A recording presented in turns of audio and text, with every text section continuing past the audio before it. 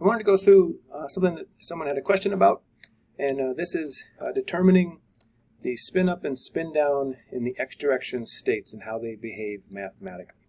And we're going to do this using results we've talked about already, which is here from experiment 2. So in experiment 2, we take these are silver atoms that basically have the spin of one electron, so it's basically one electron spin, and at first they're sort of just randomly oriented. They come through an SGZ device, and then up here comes the ones that are spin up in the z direction, and over here comes the ones that are spin down in the z direction. In experiment 2, what we do is we block the spin down and basically collect all the spin up and then put them through an SGX device.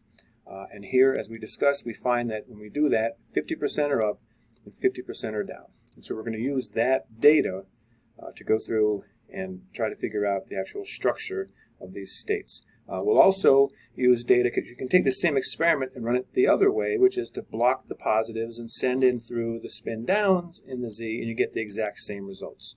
And so here I have a table, which is all of the data we have from this experiment 2. And the way this is set up is this is the probability that if I start in spin up in the z, I end up being measured spin up in the x, and so on and so forth. So like here, this is the probability that if I start as in the negative z direction, it's the probability that I get measured to be plus z.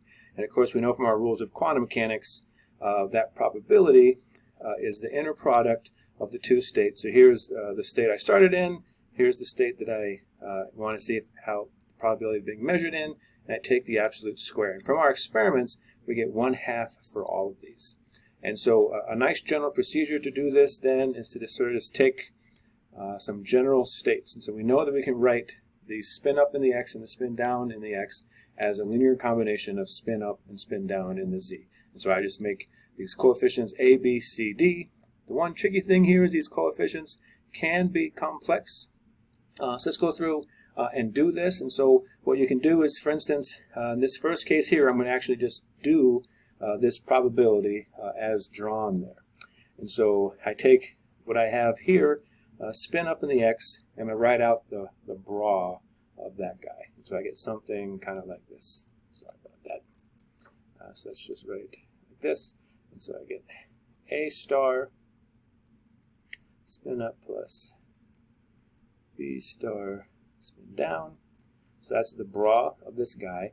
And of course, then that's multiplied by the Kets spin up in the z. I'm taking the absolute square, and the trick is that I know that this equals 1/2. Well, if you figure this out, right, this vector and this guy are orthogonal, so that's 0. This guy and this guy get a 1, and so when this is all said and done, I get a star squared, which is the same thing as a square. So this is the absolute square, right? So a star squared and a squared is the same thing, so I'll write it that way. And we get that equals 1/2. So that's our sort of starting point. Now, if you take these other three, okay, I'll leave it to you, but you can go through and basically with each one of these figure out a very similar equation. So basically we get that the absolute squared for all of these coefficients is equal to 1/2. So now we want to look at this and say, okay, well, if the absolute squared of a is equal to 1/2, then a must be equal to a equals 1 over radical 2. So I want you to think about this for a second and let me know if you think this is correct. All right, so now oftentimes we'll do this, but we've got to be careful in that this is not the most general way to do this, right? And so this is where, complex analysis can be a little bit tricky. So technically, this would be e to the I times some phase factor, I'll call it phi, times 1 over radical 2.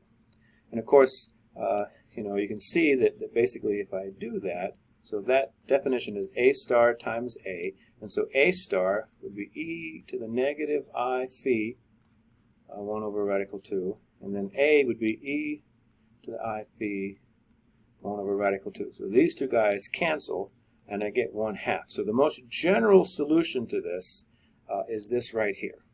And so what we do is we take that and move forward. And so here's how we generally then will write out sort of our general forms of these. So we still have some variables to go through and figure out, but this is the general form. Now, someone asked a really good question, and I wanted to kind of focus on that a little bit. And so if you go back to what we just did, you would think that the most general form would be something like this here. So e to the I, some phase factor times here plus e times some phase factor over here. But somehow we're able to sort of forget about that phase factor and only have one. So let's talk about that a little bit more.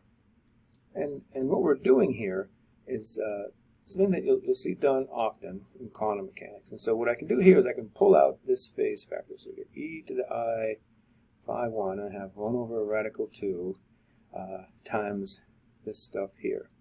And so this is e to the I, this would be phi 2 minus phi 1, which again, so we're assuming here that these phi's are constants. So this is a different constant, but still a constant. And so what we can do, hopefully you can see here, is by pulling out this guy here. So okay, so I remove the phase here, and then by over here I just sort of make it a different constant. Okay, and so you can hopefully see that this thing here is basically what we have over here. And so the question is why can I replace this thing with this thing? And it comes down to this fact here, which is, so let's say that I've got some ket psi prime, and that's equal to just some phase factor times psi. So what we'll see is that for many situations, like for instance these Stern-Gerlach devices, these two vectors are physically equivalent. And so what do we mean by that? Well, for instance, if the things that I can calculate, like for instance a probability, you'll see that the probability of measuring some result, whether you're using psi prime or psi, will be the same. So let's do that. So let's calculate a probability. Let's calculate the probability that perhaps I'm measuring spin up in the Z. So suppose this is an electron, or one of our silver atoms that we're sending through an SG device, and we want to find the probability that it'll come out spin up in the Z. Okay, so I take spin up, the inner product with this new psi prime that I have, and so when I take that, you'll see that this is again just a constant, so it basically slides up front, and so we get something like this here when I plug that in. And of course, when we find probabilities, you want to take the absolute square. So the absolute square of this, again, just to go through and kind of be very technical, take the complex conjugate of this piece, which would be e to the negative I phi, and then psi spin up, and then times it by itself, and you see that what happens here is that overall phase will cancel, and I'm left with just this here. So we see that the probability of measuring spin up is the same whether I'm in this state psi prime or psi. And so in this situation here, we can just neglect what we call the overall phase. And so let's just go back and just talk about that a little bit. So the overall phase is the phase that's multiplied by the whole ket here. Okay, so if I can pull out some phase, all right, then for many situations, the physicality of these two vectors will be the same. And so, on just a sort of a calculational issue, you can hopefully see that not having extra variables over here makes our life much easier. And so it's just something that we're going to do and use, and again, it makes everything easier, and so why not do it? All right, so then we're left with this situation here, and so now we have two things to satisfy. And so the last thing that we're going to do is we're going to go through and say, well, I want these two vectors to be orthogonal. And so let's do this here, right? And hopefully you see why. Just from the experiment 1 we've been doing, if maybe if I have a particle that's in the spin up in the x direction and I put it through an SGX device, I want the probability that it comes out SG or in the negative x to be 0. So I want this to be 0. And so this will be the piece that we can sort of figure out our last kind of information. So here I want the bra of the spin down. So I get 1 over radical 2. And so that bra would be like this. and then plus e to the negative I beta. Of course, that's because we're taking the bra here. So I got that, and I multiply that by the ket spin up in the x, like so.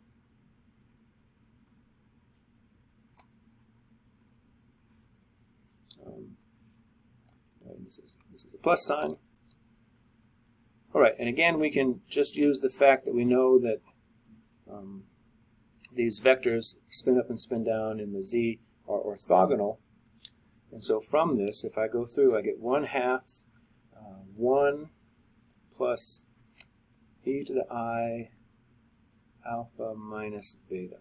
And again, I want that to equal 0. And so that'll basically boil us down to something like this. E to the I alpha minus beta is equal to -1. This is sort of our last equation. So basically this will then allow us to figure out what we want. And what we do now is we find that we're essentially we have some flexibility with this here. Okay, and so we go back, if you remember, so we have e to the I alpha minus beta equals -1. And what I'm going to do is, just to make my life easy, I'm going to call alpha equals to 0, which right away makes this equal to 1.